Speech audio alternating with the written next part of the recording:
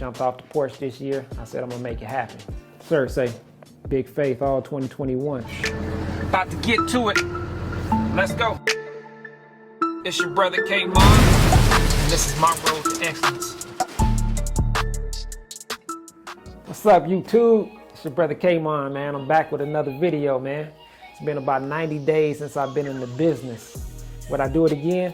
Absolutely, I would do it again. It's been one of the best decisions I've made in a long time when it comes to business. Definitely would recommend, if you're thinking about getting into this business, go ahead and do it. I mean, just be prepared to get out there and work, get out there and hustle. If you ain't scared of being away from home, man, go and get your money. But all those who have subscribed to my channel, thank you, thank you, thank you, thank you. Continue to subscribe. Make sure you hit that like button. What have I learned? Man, you gotta be willing to shoot your shot. When you calling these brokers up on the phone, you just gotta go for the high. Calling these brokers, man, they funny. Some of them are funny. Some of them hang up on you because you want $2 or $2+ a mile. They gonna hang up on you because you got a lot of new people like myself. They're just taking freight. They haven't really calculated their costs and they just want to run. And I understand. You just want to get it. And I understand the broker too. You can't be mad at the broker because he's trying to get his paper. Everybody trying to get their paper. So you got to kind of fight for this. They ain't trying to let go of the money and you ain't trying to give away your money neither. Like I've been dispatching myself for the last 2 weeks, and I've been averaging a little bit over $2 a mile. I gotta kind of stock these boards to get those good loads, because when they come up, they gone. Probably gonna have to call 10, 12 brokers all day. You emailing, you calling, hoping that you get that load. They put you on hold, man, good luck. I think that's one of the reasons a lot of people take cheap freight, because they don't have the patience to wait. Going back home, I'm in North Carolina right now.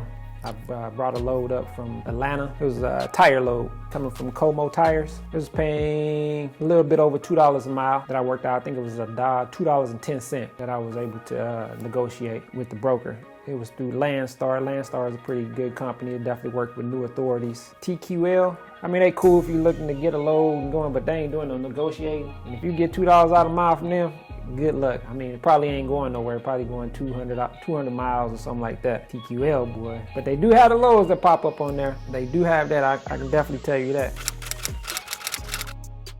But being in this business, man, I just been learning how I want to run my business, what lanes that I want to run. Looking at those load boards, you definitely gonna figure out what's paying what, what's moving where, and where to get in, where to get out. But just learning those lanes. I really don't want to go more than about 700-800 miles away from the house. I don't want to be more than like a 11-hour drive, 12-hour drive away from the house, so something happen, I can shoot back and get back in a timely manner. That's just the way I'm set up and how I want to run mine. So I did run cross country. I went from Atlanta to Las Vegas. That's a nice little ride, and I figured the money I was making, like, you really don't have to drive that far to make the money that you want to make, but you gotta know what areas to roll in and what areas to roll out. Just being in this business, I learned a couple spots that I would not go back to because it's hard getting a load up out of there, especially when I ran to Laredo, Texas. Was that Laredo? Yeah, right up in that area, right by New Mexico, right on that border, New Mexico and Texas. You know, it's kind of a dead area over there. So you probably gonna have to deadhead 500-600 miles just to get back to Houston or Dallas, where you got a lot of freight coming out of, what's another spot? Oklahoma City. Oklahoma City, come back this way. It still ended up working out, because last week I had my best week. I did $5,000 last week. I thought I was gonna do $6,000, but I went to Florida. Why did I do that? Man, the freight coming out of there, man. I just went on ahead, deadheaded to the house and just called it a week.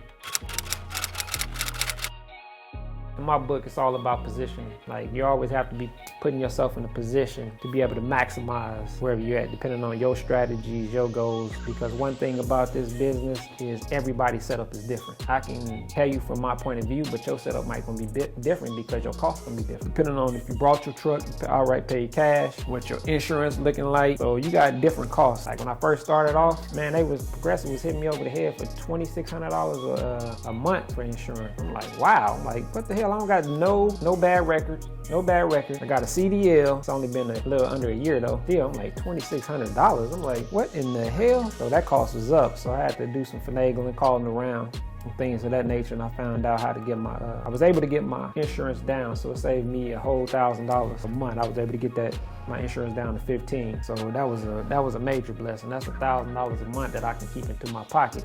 That goes into my family pocket.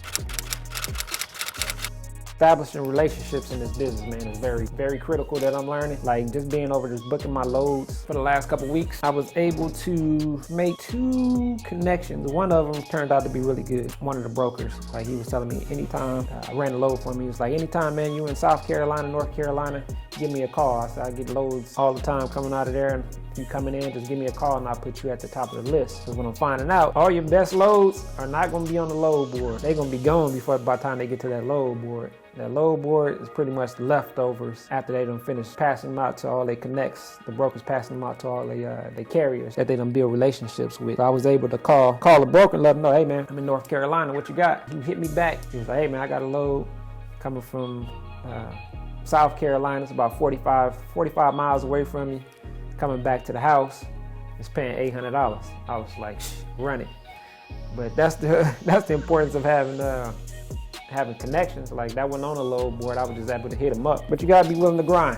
That's what I'm definitely learning out here.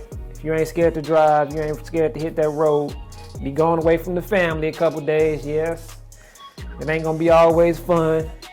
But man, just think about this. You bringing the bag back. Yes. Your wife is gonna thank you when you bring that bag back. As long as you leave and you come back with the bag, you all good. You don't bring no bag, yeah, that's a whole nother subject. So my advice to anybody trying to get into this business, man, calculate your costs, know what you're running for. Go make it happen, man. I'm telling you, it'll be one of the best decisions that you make as long as you're willing to grind. Tell you what, we're on our road to 1,000. It's your brother, man. Hit the like button, subscribe, go follow me on IG, Mr. Excellent One. Leave a comment down below. Leave your Cash App, lucky subscriber, and I'm gonna send you $50. And I'll let you know who I send it to next week when I do another upload. It's your big brother, I'm signing out. Remember, be better than you were yesterday. Be excellent, baby. Peace.